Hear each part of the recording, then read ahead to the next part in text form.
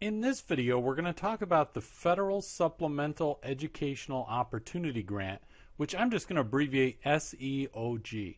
So the SEOG is very similar to the Pell Grant in that it's essentially free money that does not have to be repaid like a student loan that is given by the federal government to students from low-income families. So if you have high financial need, and by high financial need I mean that your EFC, your expected family contribution, is very low.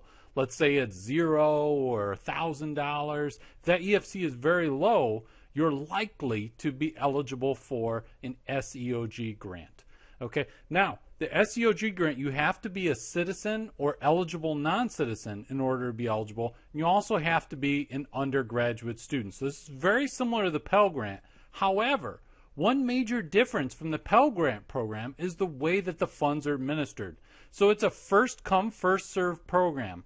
And what that means is that each year the federal government is going to go and give a fixed sum of money. So let's say $10 million, for example, to participating colleges, right? So to your particular college, let's say they give $10 million. They give $10 million to the college that you want to attend. Now, it's up to the financial aid office of your dream school to administer that $10 million. Now, first of all, the school has to be a participating college, right? Not all colleges participate in the SEOG program. But let's just assume that they participate and they receive $10 million from the federal government.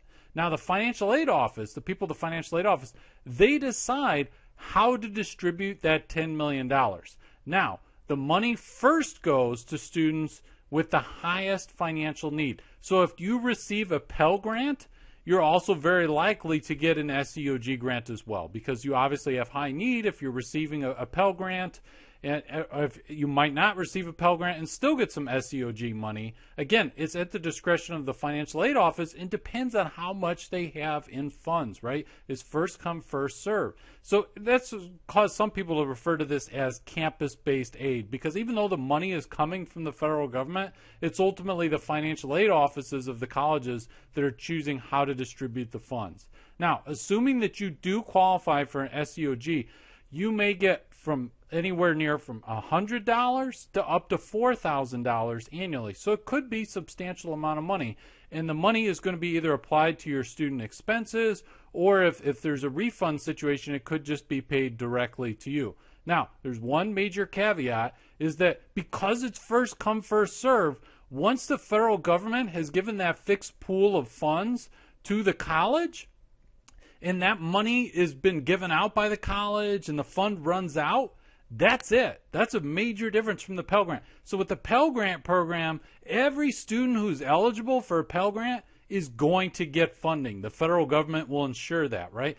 But this SEOG, the federal government is just saying, hey, look, we're just going to give a lump sum to the schools that participate, right? So your dream college is just going to get, let's say, that $10 million. And once that $10 million runs out for your school, that's it. There's no more SEOGs going to be given out. So the moral of the story is you want to apply for financial aid as early as possible. Go to FAFSA.ed.gov and submit your FAFSA as soon as you can to make sure that you have a shot of being able to get some SEOG